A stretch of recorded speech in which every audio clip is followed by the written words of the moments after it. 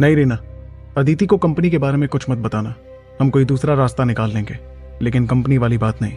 आरव ने Phoenix entertainment और culture company इसलिए ओपन की थी क्योंकि वो अदिति को एक बेहतर लाइफ देना चाहता था।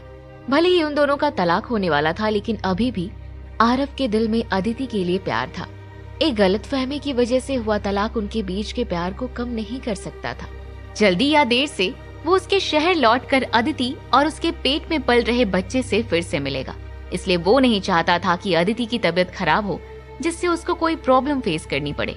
आरव अपनी सच्चाई इसलिए नहीं बता रहा था क्योंकि अदिति को ऐसा ना लगे कि आरव उसे पैसों की पावर दिखा रहा था और उसे पैसों से खरीदना चाहता हो।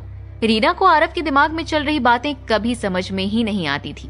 वो अपने दिमाग में कुछ कुछ सोच रही थी जिससे अदिति का मन बदला जा सके। उसे नौकरी से निकाल देते हैं, फिर आरव सर की हेल्प लगेगी। नहीं, आरव सर इसके लिए भी तैयार नहीं होंगे। अगर अदिति के परिवार पर कोई बात आए तो? अदिति पैसों की लालची नहीं थी, इसलिए उसके साथ कुछ भी ऐसा वैसा करना थोड़ा मुश्किल पड़ सकता था। अगर अदिति को जरा भी हिंट लग गई और उसके दिमाग में आरव की गलत इमेज बन गई, तो फिर वो कभी आरव से मिलने को तैयार नहीं होगी, चाहे उसके लिए पूरी जिंदगी ही आरव से दूर रहना पड़े। लेकिन वहीं राकेश जी और बीना जी दोनों पैसों के लिए पागल थे। उन्हें पैसे देकर कुछ भी करवाना बहुत आसान था और ये बात आरव बहुत अच्छे से जानता था। रीना, आप राकेश जी और बीना जी से मिलो, लेकिन किसी को पता नहीं चलना चाहिए।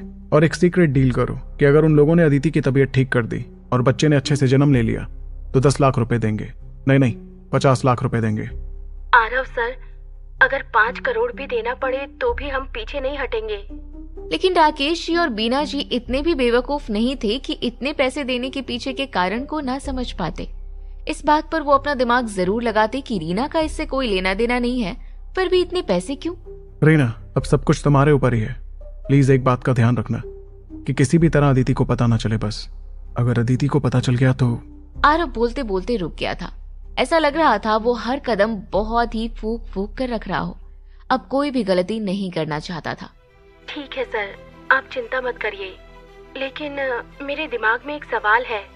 अगर राकेश जी और बीना जी ने मुझसे पूछा कि ये सब मैं क्यों कर रही हूँ, तो मैं क्या जवाब दूँ?